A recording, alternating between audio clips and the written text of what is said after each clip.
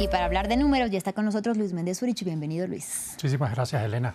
Vamos a iniciar en Estados Unidos porque hay preocupación en ese país por los retrasos y también cancelaciones de los vuelos. Así es, esto como consecuencia del cierre de gobierno que ha derivado en una reducción en el número de controladores aéreos que asisten a sus puestos de trabajo. Por esta situación, reportes señalan que este martes fueron cancelados poco más del 5% de los 22.811 vuelos programados, al tiempo que las aerolíneas estimaban cancelar el 6% de sus salidas en 40 de los aeropuertos más concurridos, es decir, un 2% más que la orden dada por la Administración Federal de Aviación a finales de la semana pasada y que se estima que llegue a 10% para este próximo viernes. Donald Trump ha amenazado a los controladores aéreos de descontarle el salario en una publicación de Truth Social, pero este personal considerado esencial no ha recibido pago desde que comenzó el cierre. De hecho, al principio del shutdown, informes revelaron que varios de estos trabajadores se reportaron enfermos y sobre el final del mes de octubre varios medios también comunicaron que algunos tuvieron que buscar otro empleo para asegurar el sustento familiar. Este martes, Sean Duffy, el secretario de Transporte de Estados Unidos, instó a los controladores aéreos a volver a su trabajo e indicó que recibirán el 70% de su salario dentro de las 48 horas posteriores a la reapertura del gobierno. Asimismo, propuso incentivos para aquellos que no han abandonado su puesto de trabajo. Los controladores aéreos que no faltaron ni un solo día, que se presentaron a todos sus turnos programados, merecen una bonificación. No sé cuántos serán, tenemos que analizarlo, pero estoy de acuerdo con el presidente. Le vamos a pagar una bonificación de $10,000, dependiendo de cuántos tengamos. Deberían venir a la Casa Blanca para que él les entregue sus cheques.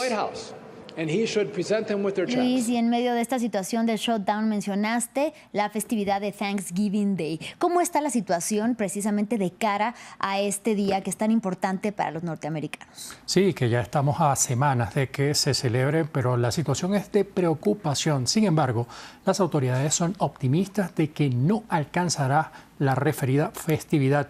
Y es que las aerolíneas advirtieron que las interrupciones en los vuelos que han afectado a millones de viajeros se extenderán incluso días después de que finalice el cierre de gobierno. Todo esto porque las aerolíneas necesitan tiempo para ajustarse. Las diversas asociaciones de aviación han señalado que esperan cifras récords para el asueto. Para tener una idea, el año pasado la Administración Federal de Aviación documentó un récord de 232,000 vuelos en el periodo entre el 24 y el 28 de noviembre del año pasado. Tendremos que verlo, porque finalmente hay cancelaciones, retrasos y las personas que quieren viajar hacia finales de noviembre no tienen asegurado ese vuelo hacia cualquier parte de Estados Unidos a visitar a su familia. Es una de las festividades que más moviliza tráfico aéreo en la Unión Americana. Así es, Luis, y bueno, seguimos hablando precisamente de este cierre de gobierno, mejor conocido como shutdown. ¿Qué podemos esperar para los próximos días después de lo ocurrido, por ejemplo, ayer en el Senado?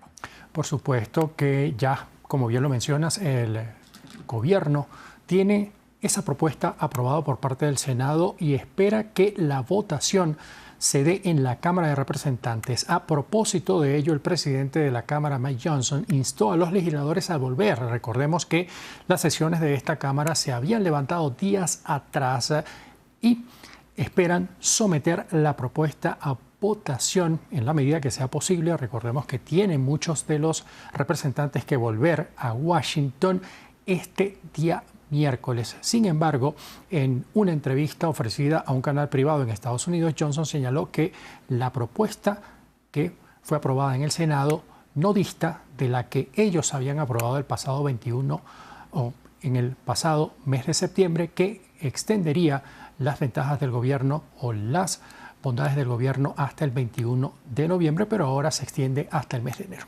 Bueno, y decirlo que esto contó, la aprobación contó con la mayoría de republicanos en el Senado, pero necesitaron de 8 demócratas que se salieran más o menos de la línea de su partido, del partido opositor, para que pudiera pasar algo que no gustó y que creó divisiones al interior del Partido Demócrata. Precisamente allí fue que se apoyaron los republicanos en esta división para poder aprobar dicho proyecto.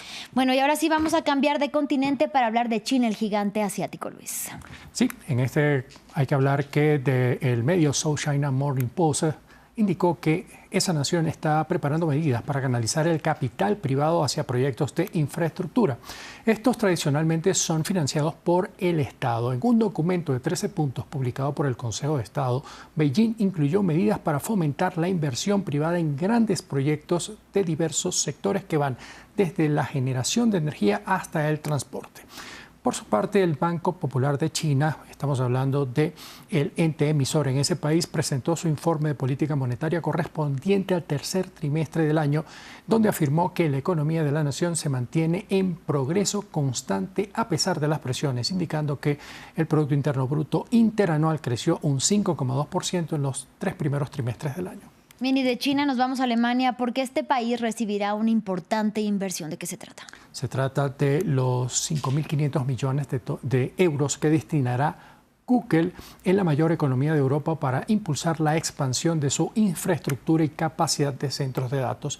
El plan prevé un nuevo centro de datos en una localidad cercana a Frankfurt y también la ampliación de las instalaciones de esta compañía en la ciudad de Hanau.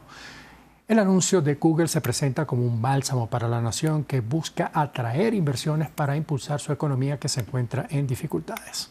Luis, y cambiando de tema, ¿qué pasó con la producción de café colombiano durante el mes de octubre? De acuerdo con la Federación Nacional de Cafeteros, esta cayó un 10% durante el 10º mes del año. Así lo refleja un mensaje en X el presidente de dicho organismo, Germán Bajamón. Asimismo, señala que esto marca una tendencia descendente que podría acentuarse durante los próximos meses. En números enteros, la nación sudamericana produjo 1,20 millones de sacos de 60 kilogramos de café en dicho mes, que es menor a los 1,33 millones registrados en el mismo periodo, pero del año 2024. No obstante, en el periodo que comprende el mes de noviembre del año pasado y octubre de este año, la producción colombiana alcanzó 14,73 millones de sacos, que representa un crecimiento de 14% respecto al periodo de 2023 al 2024. Luis, me pregunto qué sería de la redacción de France 24 sin el café. Todas las tardes. Y mañanas y noches. Bueno, pues ahora damos una mirada a los indicadores de la jornada. Así es, vamos entonces a informar que en Estados Unidos hubo cierres mixtos. Si bien el Dow Jones alcanzó un cierre histórico, todo esto por la expectativa de que se alcance un acuerdo para poner fin al cierre de gobierno, hubo una caída en el Nasdaq tras la venta de acciones por parte de SoftBank de la empresa Nvidia. En Europa, los mercados cerraron en positivo, básicamente por toda esta expectativa que se ha generado en torno al posible fin del cierre de gobierno en Estados Unidos, al igual que en América Latina, donde los principales mercados cerraron con números positivos. Bien, y cerramos con la cifra del día. Esta tiene que ver con los 25 millones de dólares que fue el valor que alcanzó el diamante Melon Blue de 9,5 quilates y que fue subastado en Ginebra, Suiza. Este perteneció a la filántropa Rachel Lambert Bonnie Mellon, quien la hizo engastar en un colgante originalmente. Precioso. Bueno, pues muchísimas gracias, Luis Méndez Zurich, por la información económica. A ti un placer.